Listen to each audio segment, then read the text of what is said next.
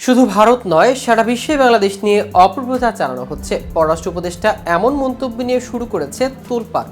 আসলে ব্যাপারটা কি? তবে কি বাংলাদেশ নিয়ে ষড়যন্ত্রে মেতে উঠেছে সারা বিশ্ব? তা নিয়ে বিস্তারিত থাকছে আজকের প্রতিবেদনের বাকি অংশে। কেটিভি নিউজ 24 চ্যানেল থেকে আপনাদের সাথে আছি আমি মাহমুদ রহমান। বাংলাদেশের গণ অভ্যুত্থানের ঘটনায় ভারতীয় গণমাধ্যম খুবই অখুশি বলে মন্তব্য করেছেন অন্তর্বর্তীকালীন সরকারের পররাষ্ট্র উপদেষ্টা মোহাম্মদ তৌহিদ হোসেন। তিনি বলেছেন, ভারতীয় গণমাধ্যম প্রমাণ করতে যাচ্ছে বাংলাদেশের সংখ্যালঘুদের ওপর নিপীড়ন চালানো হচ্ছে এবং তালেবান ঘরানার সরকার আসতে যাচ্ছে। এই ধরনের অপপ্রচার দুই দেশের জন্য ভালো কিছু বয়ে আনবে না। রোববার বিকেলে রাজধানীর মহাখালী ব্র্যাক সেন্টার ইন এ সেন্টার ফর পলিসি ডায়ালগের এক অনুষ্ঠানে বিশেষ অতিথির বক্তব্যে পররাষ্ট্র উপদেষ্টা এসব কথা বলেন। বেসরকারি গবেষণা প্রতিষ্ঠান সিপিডির ৩০ বছর পূর্তি উদযাপন উপলক্ষে এই অনুষ্ঠানের আয়োজন করা হয়। তৌহিদ হোসেন বলেন, গণ অভ্যুত্থানের পর বিশৃঙ্খলা অস্থিরতা দেখা দিয়েছে, তবে সেটা ছিল খুবই অল্প সময়ের জন্য। খুব দ্রুতই বর্তমান সরকার পরিস্থিতি নিয়ন্ত্রণে নিয়ে আসবে। পুলিশ ছাড়াই শিক্ষার্থীদের মাধ্যমে তা সম্ভব হয়েছিল।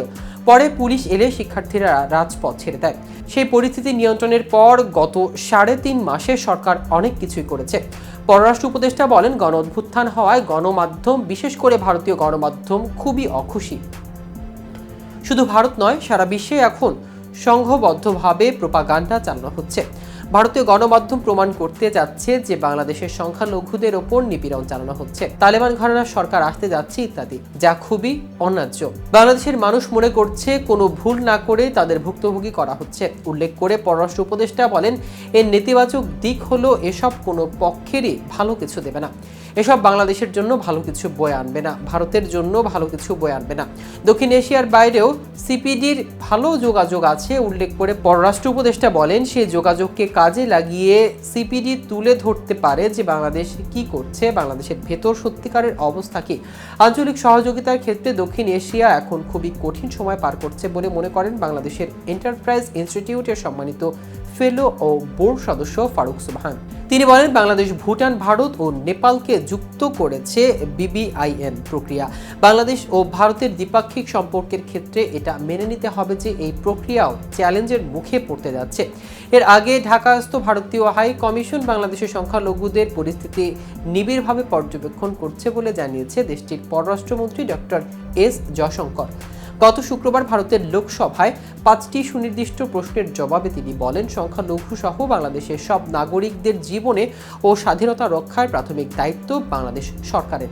জয়শঙ্কর আরও বলেন, ভারত সরকার 2024 সালে আগস্ট মাস সহ সারা বাংলাদেশে হিন্দু ও অন্যান্য সংখ্যালঘুদের বিরুদ্ধে সহিংসতা, তাদের ঘরবাড়ি ও ব্যবসা প্রতিষ্ঠান এবং মন্দির ও ধর্মীয় স্থানে হামলার বেশ কয়েকটি ঘটনা দেখেছে।